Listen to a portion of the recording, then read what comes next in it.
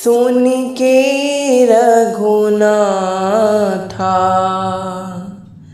संग चले मुनि वर की साथा। धनुष याज्ञ सुन के रघुनाथा संग चले मुनि वर की साथा। सीताराम सीताराम सीताराम कहिए, जाहि विधि राखे राम ताहि विधि रहिए। जाहि विधि राखे राम ताहि विधि रहिए। सियावर रामचंद्र भगवान की जय। भक्तवत्सल भगवान की जय। महर्षि वाल्मीकि भगवान की जय। तो भक्तों, जिस प्रकार पिछले भाग में हमने उस कथा को संपूर्ण किया था कि आखिर भगवान श्री राम को यानी श्री राजा दशरथ के महल में श्री जनक जी ने धनुष यज्ञ का निमंत्रण क्यों नहीं भेजा था, तो उस कथा में हमने प्रवेश कर चुके हैं। हम उस कथा को हमने श्रवण कर लिया। यदि आपने उस कथा को श्रवण नहीं किया है तो आप चैनल में जाकर उस कथा को श्रवण कर सकते हैं। यहाँ पर अब श्री विश्वामित्र जी, श्री राम जी तथा श्री लक्ष्मण जी अपनी यात्रा को अग्रसर करते हैं। अब यहाँ पर भगवान श्री राम आगे कौन कौन सी लीलाएं करते हैं, उन लीलाओं में हम प्रवेश करेंगे। तो आइए आज की कथा को आरंभ करते हैं।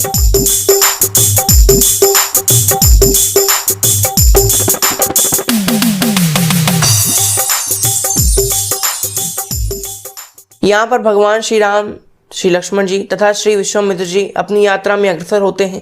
यहाँ पर सबसे पहला पड़ाव श्री राम जी, श्री लक्ष्मण जी और विश्वामित्र जी डालते हैं सोनभद्र नदी के किनारे। सोनभद्र नदी के किनारे यहाँ उन्होंने पहला पड़ाव डाला क्योंकि रात हो चुकी थी। तो विश्वामित्र जी ने कहा कि राम लक्ष्मण, अब हमें यहीं पर पहला पड़ाव डाल लेना चाहिए क्योंकि अब रात हो चुकी है। अब बहुत ज़्यादा हमें विचरण नहीं करना चाहिए, यहीं पर सो जाओ।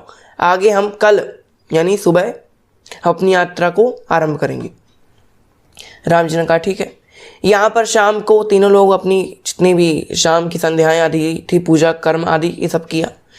इसके पश्चात अब विश्वामित्र जी श्री राम जी लक्ष्मण जी को अपने कुल के बारे में बताते हैं कि मेरा जन्म कैसे हुआ था। अपने कुल के बारे में पूरा विस्तृत विवरण करते हैं कि आखिर मेरा कुल कहाँ से आरंभ हुआ, कैसे कैसे वहाँ के राजा हुए हैं, उन सब के बारे में अब विश्वामित्र जी बताते हैं। तो अब हम उस कथा में आते हैं कि आखिर विश्वामित्र जी श्री राम जी से क्या क्या कहते हैं। सर्वप्रथम यहाँ पर श्री विश्वामित्र जी कहते हैं कि एक बार की बात है, पूर्व काल में एक कुश नाम के राजा थे। इन कुश नाम के राजा के कारण ही आज मेरा नाम कौशिक पड़ता है। रामायण में कहीं कहीं अगर देखा जाए तो विश्वामित्र जी का नाम कौशिक कहा गया है। कौशिक को क्यों कहा गया है? क्योंकि वो कुश नामक राजा के पुत्र माने जाते हैं। पुत्र न मानकर माने वंशज हैं, पुत्र न माने तो वंशज हैं। तो वंशज होने के कारण उनका नाम कौशिक पड़ गया। यहाँ पर श्री राम जी थे, विश्वामित्र जी बताते हैं कि मेरे एक पूर्वज थे पूर्व काल में जिनका नाम था कुश। उनके 4 पुत्र थे। पहले पुत्र का नाम था कुशाम, दूसरे पुत्र का नाम था कुशनाभ, तीसरे पुत्र का नाम था असुरतर जस और चौथे पुत्र का नाम था वसु। यहाँ पर राजा कुश की कई जो आयु थी वो बढ़ती जा रही थी। यहाँ पर राजा कुश ने कहा अपने 4 पुत्रों से कि पुत्रों, अब ये जो मेरा राज्य है ना, तुम आधा आधा अपने अपने हिस्से का 4 भाग कर लो और बांट कर आराम से रहने लगो। अब मैं जाता हूँ, वन में तपस्या करूँगा, ब्रह्मत्व की प्राप्ति करूँगा, वानप्रस्थाश्रम को मैं ले लूँगा। यहाँ पर पिता की आज्ञा से चारों भाइयों ने राज्य के 4 खंड किए और 4 खंड करने के पश्चात वहाँ आराम से रहने लगे। यहाँ पर कुशाम्ब की नगरी का नाम था कौशाम्बी, श्री कुशनाभ जी की नगरी का नाम था महोदय, असुरतर जस की नगरी का नाम था धर्मारण्य। धर्मारण्य नाम के एक अरण्य को उन्होंने अपने हिस्से में लिया।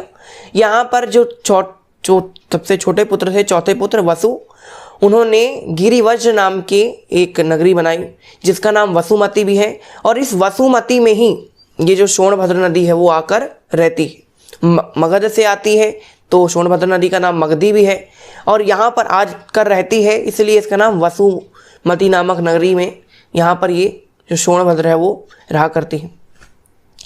यहाँ पर अब विश्वामित्र जी आगे बताते हैं, यहाँ पर जो कुशनाभ थे, अब मैं तुमको कुशनाभ जी के वंश के बारे में आगे बताता हूँ। कुशनाभ जी ने एक अप्सरा, घृताची नाम की एक अप्सरा से विवाह किया। उस अप्सरा से विवाह करने के पश्चात उन्होंने 100 कन्याओं को जन्म दिया। यहाँ पर उनकी 100 कन्याएं जो थीं वो अतिशय सुंदर, अतिशय रूपवान थीं। यहाँ पर आगे बड़ी होती गई, उनका रूप यौवन आगे निखरता गया। इसके पश्चात एक दिन 100 की 100 पुत्रियाँ एक बाग बगीचे में, गार्डन में घूमने के लिए निकली। यहाँ पर तभी वायुदेव वहाँ पर आते हैं और उन स्त्रियों को देखकर काम मोहित हो जाते हैं। यहाँ पर वायुदेव उन 100 कन्याओं से कहते हैं कि कन्याओं, तुम मुझसे विवाह कर लो। अगर तुम मुझसे विवाह करोगे तुम्हारा बहुत बड़ा फायदा है। कन्याओं ने कहा, क्यों, क्या फायदा है, थोड़ा बताओ, गिनाओ। यहाँ पर वायुदेव उन 100 कन्याओं के समक्ष अपनी विशेषताएं गिनाना आरंभ कर देते हैं कि भाई अगर तुम्हारी पत्नी बनोगे तो क्या क्या तुमको फायदे होंगे। वायुदेव ने कहा, पहला फायदा तो तुम अखिल यौवन की स्वामिनी बन जाओगी। अखंड यौवन यानी चिर यौवन, कभी तुम बूढ़ी नहीं होगी, क्योंकि देवताओं के साथ रहोगी, देवताओं से आलिंगन हो जाएगा, तो कभी तुम बूढ़ी नहीं होगी, तुमको कभी बुढ़ापा नहीं आएगा।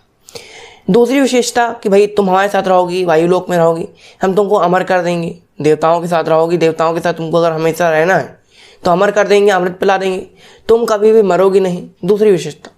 तीसरी विशेषता कि भाई हमारे साथ रहोगी, वायुलोक में रहोगी, स्वर्ग लोक में रहोगी, तो तुमको हर प्रकार की सुविधा प्राप्त हो जाएगी।